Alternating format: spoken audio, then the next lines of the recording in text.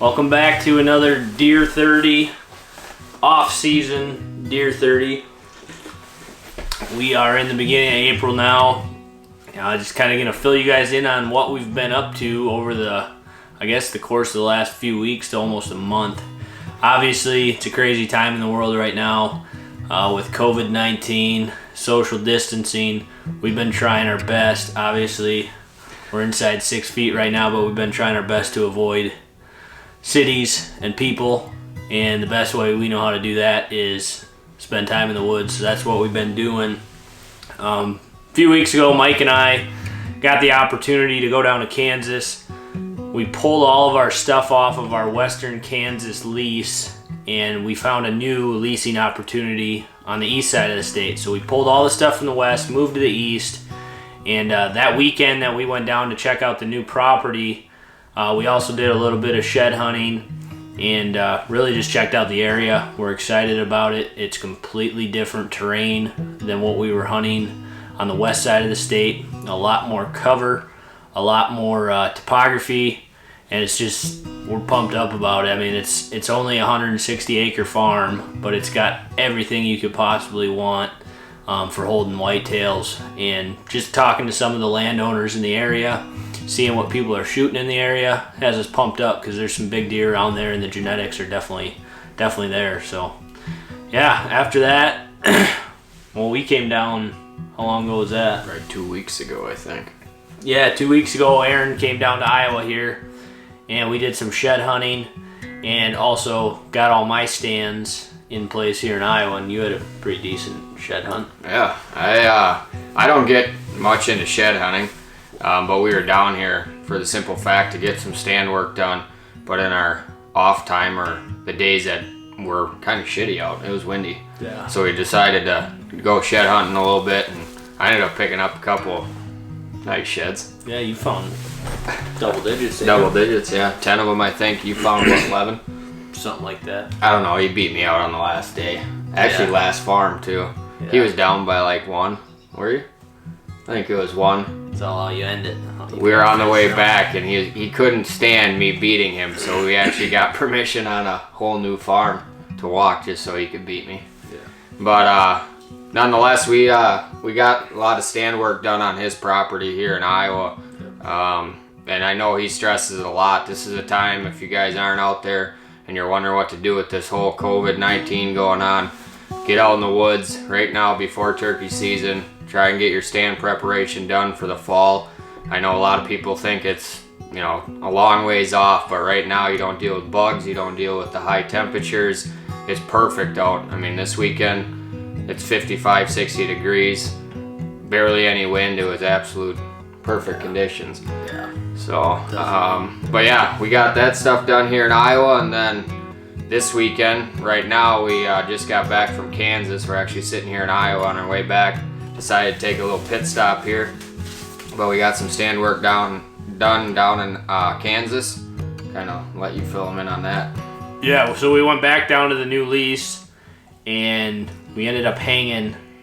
We kind of had picked out 6 or 7 spots to hang, and we got back in there today, and we had 4 that we really, really liked. And the access is good, you can get in and out, really good access. And then the other 2, we kind of decided to scratch them, because they were kind of spots that we would have been pushing into some of the areas that we think the deer are really going to be bedding heavy.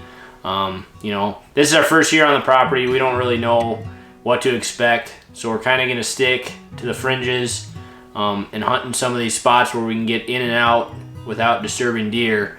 And if we end up having to move into these, closer to the bedding areas, once, the rut hits or whatever, we might do it. We've got extra stands ready to go.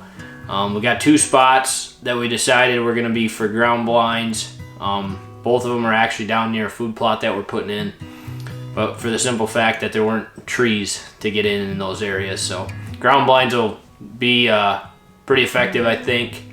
And yeah, so we got the place pretty much ready to rock. We probably won't go down there unless we have to go back and plant the food plot. We're talking to the landowner. He might help us out just because of time crunch. He might help us out with getting it planted. But otherwise we probably won't go down until July or August to put out cameras, and then after that we'll probably just let the cameras sit until September at least before we even consider going. Yeah. The property's got a really good trail system, so we can kind of maneuver around on the property no matter what direction the wind's blowing. We can access these stands that we hung. A couple of them are down in a river system. We got the option to blow our wind over the river. It's a pretty good sized river, so the deer are probably not going to cross it. So most of our stands are set up where we've got foolproof access, and that's kind of what we're shooting for. For our first year hunting it is stay out of the thick stuff where we're assuming the deer are going to be, hunt the fringes, hopefully get lucky. I got high hopes that we're going to knock something good down in Kansas. And I mean, the way I look at it too when we talk today is, we're not telling you don't hang more stands than what you think. I mean, we said today that, hey, we'll start with 4 sets, but if something tells us otherwise to get in and hang, maybe 1 or 2 more stands depending on deer movement we see this fall, then obviously we're going to do that. But I mean, it's real simple to do that. You can hang and bang in a day. But right now we don't know anything about the property, so we're going to kind of stay out on the outskirts, have a couple real good stands that we think are tucked up close to bedding, and kind of go from there. But other than that, we haven't been doing too much besides trying to stay low, but it's kind of hard to do that. Yeah, it's definitely tough to sit at home. No better time than right now to be in the woods getting your stand work done. Obviously turkey season's right around the corner. I've got a niece and nephew that are going to hunt next weekend for the youth hunt in Wisconsin, and then Dylan and I are coming. We're going to be hunting here in Iowa on the 13th for a couple days, and then Wisconsin season opens up that Wednesday. So Wisconsin turkey season is going to be pretty much our main focus for the spring. Try to kill some birds up at Strut Zone and a little bit on the west side of the state. And just kind of wanted to touch base with you guys, run one of these deer 30s, kind of fill you in what we've been up to, what we got going on, what we're going to be doing here in the future. I'm sure most of you guys have seen that obviously the trade shows were canceled. This was going to be our first year actually participating and having a booth at several of them.